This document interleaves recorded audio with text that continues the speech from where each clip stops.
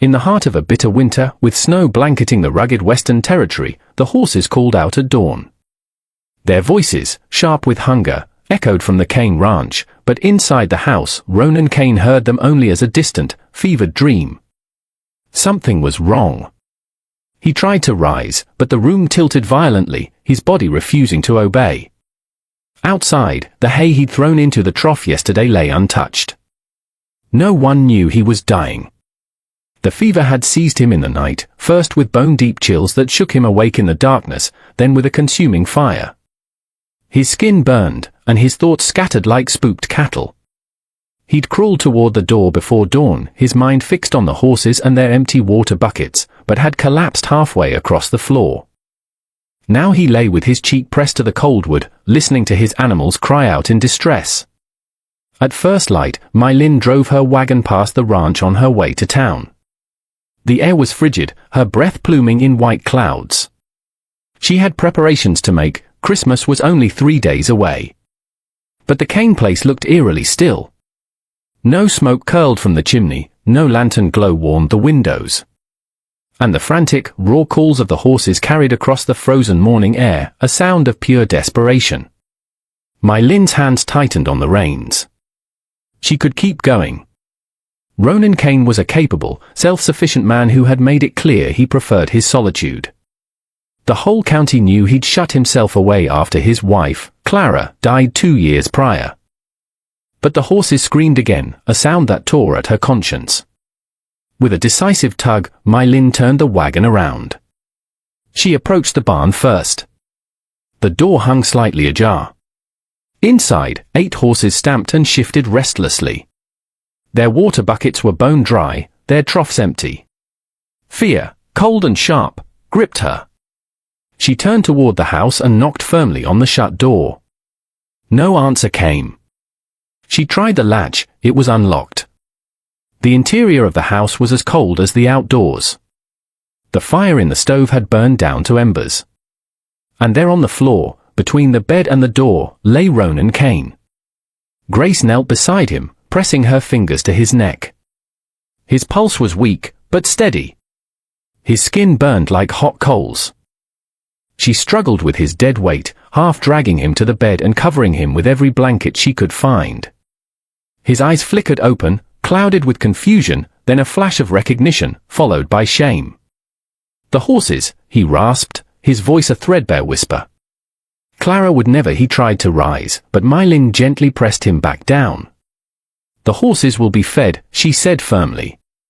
You stay here. She stoked the fire until warmth began to creep back into the room, then ran for her wagon. The 20-minute ride to town felt like an eternity. She found Doc Hemlock in his office, and one look at her face had him grabbing his medical bag without a word. They arrived back at the ranch just past noon. The doctor's examination was swift and efficient. Severe fever, he announced, his face grim. Could be pneumonia. He needs at least 3 or 4 days of bed rest, and someone needs to watch him day and night. This ranch won't run itself. Ronan stirred, his voice thin. Can't ask anyone. You're not asking, My Lin stated, her tone leaving no room for argument. I'm offering. Doc Hemlock looked at her, his expression a mixture of concern and understanding. Mrs. Lin, this is a considerable undertaking. Feeding those horses, mucking the stalls, not to mention watching him around the clock. And you know how people in this town talk. My Lin met his gaze without flinching. Let them talk. Animals can't wait for gossip to end. The doctor nodded slowly. I'll check back tomorrow. Send word if he worsens. After he left, My Lin stood in the doorway, the barn with its 8 pleading horses before her, and the helpless, fevered man behind her. She looked down the road toward her own small, empty cabin on the horizon, then at the pitchfork leaning against the barn wall. The choice was already made. She picked it up and went to work. As the sun bled red across the winter clouds, My Lin fed the grateful, starving horses. She filled their water buckets from the pump, her hands aching from the biting cold. In the distance, she could see lamplight in other farmhouses, where families were preparing for Christmas. She was here, alone, choosing this task. When the horses were settled, she returned to the house. Ronan was tangled in his blankets, his face flushed. She replaced the cool cloth on his forehead and added wood to the fire. As she worked, memories of her own husband, gone for years now, surfaced. That first terrible winter of widowhood, she'd thought the loneliness might kill her. But the town had carried her through it. Quiet, practical acts of mercy had helped her stand again. She'd learned then that mercy can't be repaid, only passed forward. Ronan muttered in his sleep. Clara. Couldn't save her, My Lin understood. He had lost his wife, just as she had lost her husband. But where she had let the community in, he had built walls, choosing isolation. It might have felt safer, but it wasn't living. The next morning, December 23rd, My Lin returned at dawn. The horses nickered in recognition. She fed them, cleaned their stalls, and checked their water, establishing a rhythm. When she entered the house, she found Ronan conscious, his eyes following her as she moved. Why? He asked, his voice cracked and barely audible. She brought him a cup of water, helping him drink. Because you needed help. Don't know me. I know your horses were hungry, she said simply. That's enough. On her way back to her cabin, a buggy slowed as it passed. Agnes Gable and Prudence Finch stared with sharp, judging eyes. They didn't wave. My Lin felt their disapproval like a cold wind. That evening, another buggy passed, its occupant peering toward the house with undisguised curiosity. By tomorrow, the whole town would be whispering. The gossip would be especially pointed, she knew, because she was a Chinese widow, an outsider in their tight-knit community. Standing at Ronan's window, watching the distant lights, My Lin felt a pang of doubt. She could stop now. A hired man could take over. Through the glass, she saw her own reflection of a widow, still young enough for judgment to sting, her reputation fragile. But then she walked back to the barn and lit the lamp.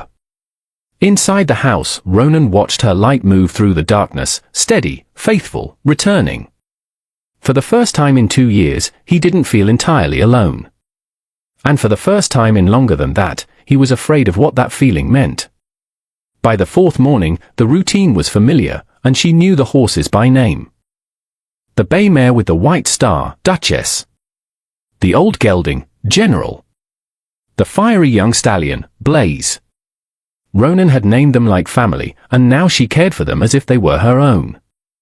That morning, Ronan was lucid. He watched through the window as she carried fresh hay to the barn, her movements efficient and practiced. When she came inside, he tried again. Why are you doing this? My Lin hung her coat by the door. Because it needs doing. That's not an answer. She met his gaze. It's the only one I have. What could he say to such plain truth? Thank you felt too small. Stop felt ungrateful. So he said nothing at all. That afternoon, Prudence Finch arrived with a basket of Christmas cookies, her voice as sweet as honey laced with thorns. My goodness, Mrs. Lin, she said, finding My Lin mucking a stall. You've taken on quite a burden. Surely Doc Hemlock could find a hired man. It seems hardly appropriate for a woman in your situation. My Lin leaned on the pitchfork.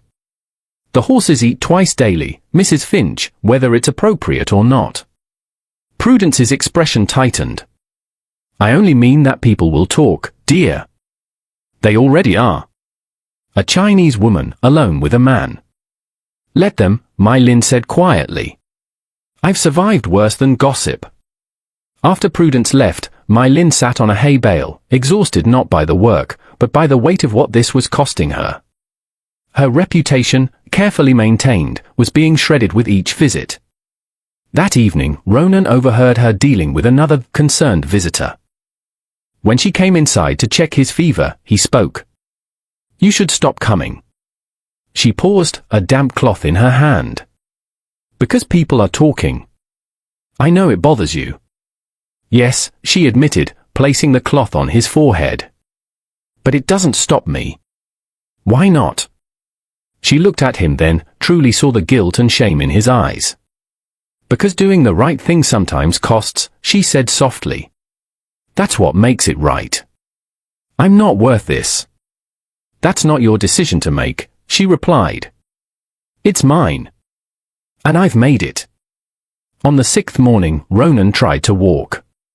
He made it 3 steps before his legs buckled. My Lin caught him, his weight solid and real. For a moment, they stood frozen, his arm around her shoulders, her hand steadying him. The moment passed, but something had shifted. I'm useless, he said, breathing hard as she helped him back to the bed. His voice was laced with 2 years of accumulated bitterness. After Clara died, I told myself I'd never need anyone again. Seemed easier. Safer. My Lin sat in the chair beside him. When my husband died, I tried that, too. If the town hadn't helped me, that first winter would have killed me.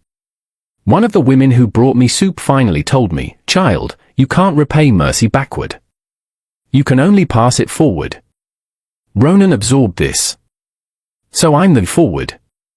You're the person who needs it now, she said. Someday, you'll pass it on to someone else. That's how we survive out here. The town thinks he started, unable to finish. I know what they think, she said, her voice steady. And yes, it bothers me. But bothered isn't the same as wrong. I know what I'm doing and why. Let them think what they want. When she returned to collect her coat that evening, Ronan said her name. My Lin, she paused at the door. Thank you. The words felt small, inadequate for the depth of his gratitude. Her expression softened. You're welcome. After she left, he noticed her scarf draped over a chair. He picked it up, the soft wool carrying the faint scent of hay, lamp oil, and something indefinably her. He pressed it to his face and let himself feel the hope he'd been fighting. Tomorrow was Christmas Eve. He had to be strong enough to tell her that she'd become necessary. They arrived on Christmas Eve morning like a delegation, 3 buggies, a casserole, and 6 righteous eyes. Agnes Gable knocked, her expression carefully concerned. Mrs. Lin, she said, her voice dripping with false sweetness. We've come to check on poor Mr. Kane. My Lin stepped aside, her stomach tight. The women swept through the house, their eyes cataloguing every detail, the bread rising on the counter, My Lin's coat on the peg. How? Domestic, Prudence observed. We think it's time to arrange proper care, Agnes announced.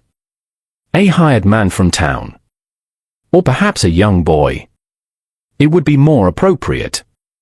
Mr. Kane is recovering, My Lin said, her voice level. I see no reason to change arrangements. Surely you understand how this looks, Prudence insisted. A young widow, and a foreigner at that, spending her days alone with a single man. It reflects poorly on you both. From the bedroom, Ronan heard every word, his hands clenched in the blankets. Rage and shame warred within him. He should send her away, protect her. It was the honorable thing to do. But he couldn't bear the thought of her leaving. The women finally left. Grace went to the barn and sat on a hay bale, the horses shifting around her. For the first time, doubt crept in. Was she helping Ronan, or harming them both? The barn door opened. Ronan stood there, pale and unsteady. I heard them, he said, his voice rough. You should stop coming. I'm well enough to manage. Are you sending me away? Her question was direct, surprising them both. I'm trying to protect you. I don't need protecting, Ronan. I need you to decide. Do you want me here or not? The question hung between them. He wanted to say yes, to tell her she had become the lamplight in his darkness. But saying yes meant admitting his need, a vulnerability he had sworn off forever. His silence stretched too long. My Lin read his answer in it. She nodded slowly, her expression shuddering. I'll come tomorrow to make sure you can manage the morning feeding. After that, I'll stop. She walked past him, collected her coat, and left without another word. He stood alone in the barn, surrounded by the life she had saved, breathing air still warm with her presence. He had just failed the only test that mattered. Christmas morning broke cold and still. Ronan fed his horses alone. The hay bales felt twice as heavy, the water buckets fought his grip, but he managed. The physical victory tasted like ashes. The barn felt vast and empty without My Lin's quiet, steady presence. He had chosen pride's familiar prison over her terrifying freedom. She had asked a simple question, and he had answered with cowardly silence. At her cabin, My Lin grieved what might have been. A knock interrupted her thoughts. It was Pip, a young orphan who now lived with Agnes Gable. The boy held out a basket of cookies. "Mama, Agnes said to bring these," he said, then added with a child's perception, "You look sad." "Just tired, sweetheart." "You miss the horses." "Yes," she admitted. "I miss the horses." Pip stepped inside. "Mama, Agnes says you got talked about for helping Mr. Kane. Says it wasn't proper. But my real mama. She said you did what Jesus would do. Fed hungry things and cared for sick people. She said that's what Christmas is." My Lin's throat tightened. "Your mama was right." "Then why are people mean about it?" "Because sometimes people forget what matters," she said, kneeling to his height. "But that doesn't make mercy wrong. Remember that." At the ranch, Ronan made his decision. Holding her forgotten scarf, he felt a dam break inside him. Not tears, but a certainty that burned away every fear. Some gifts demanded public receiving. He saddled his horse for the first time since the fever, his body protesting but obeying. He rode slowly toward town, not to My Lin's cabin, but to the church. He dismounted outside the white building, its windows glowing. Through the glass, he could see the town gathered, could hear the opening notes of a carol. He saw Agnes and Prudence in their pew. And he saw My Lin, standing apart, her face composed but sad. He straightened his shoulders and walked toward the church door. He entered mid-carol, and every head turned. Boots loud on the wooden floor, he walked to the front of the church and turned to face them all. "Forgive the interruption," he said, his voice carrying. "I have something that needs saying." Silence settled. "A week ago, I fell ill," Ronan began. "My horses went hungry while I lay too weak to help them. Mrs. Lin found me. She didn't wait for an invitation. She just came." He could see the color rising in My Lin's cheeks. "Every morning and evening for 7 days, she fed my horses, tended my fire, and kept my ranch from falling apart. She did it knowing you'd talk." He looked directly at the town gossips. "I heard some of you had concerns about appearances. I want to be clear. Mrs. Lin showed me more Christian charity in 7 days than I've shown this town in 2 years. If anyone's reputation should be questioned, it's mine." His voice roughened with emotion. "That's not scandal, friend.